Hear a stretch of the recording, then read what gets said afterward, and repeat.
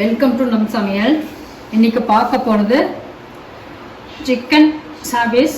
செய்ய தேவையான பொருள்: தேங்காய் அரை மூடி எடுத்துருக்கேன், 6 வரமிளகா, அரை ஸ்பூன் சோம்பு, 2 பட்டை, 2 கிராம்பு,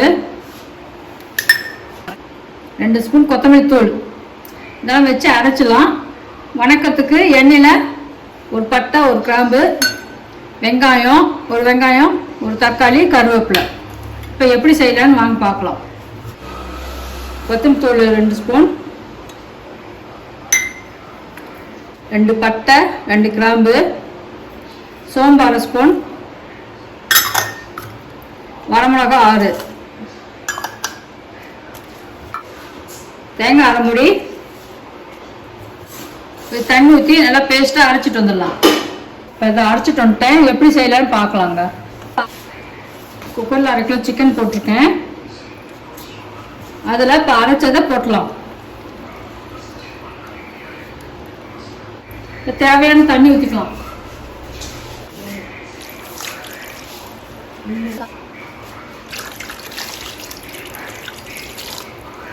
நாட்டமாக தண்ணி ஊற்றிடுங்க. இப்போ இதை அடுப்பில் வச்சிடலாம். இதை கலந்து விட்டுக்கலாம். தேவையான அளவு உப்பு போட்டுங்க. இப்போ குக்கரில் 3 விசில் விட்டுலாங்க.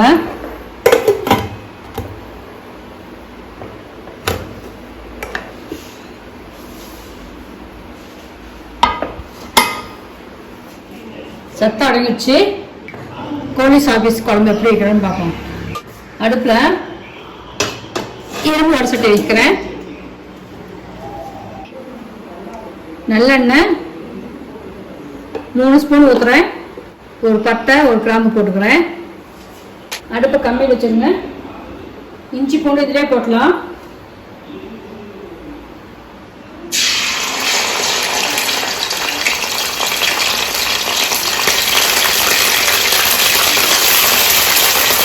தக்காளி போட்டுக்கலாம்.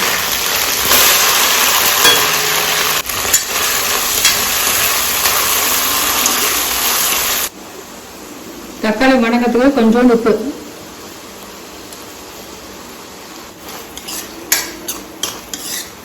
நல்லா வணங்கட்டும். தக்காளி நல்லா கொட்டி விடுங்க. தக்காளி நல்லா வணங்கிச்சு.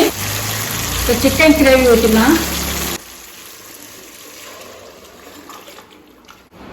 நல்லா கலந்து விட்டுருங்க. நல்லா கொதிக்கட்டும். அடுப்பை தூக்கி விடுங்க. கொதிச்சிடுச்சு. இன்னும் கொஞ்சம் நேரம் கொதிக்க விடுங்க. அடிக்கடி கிளறிட்டே இருங்க.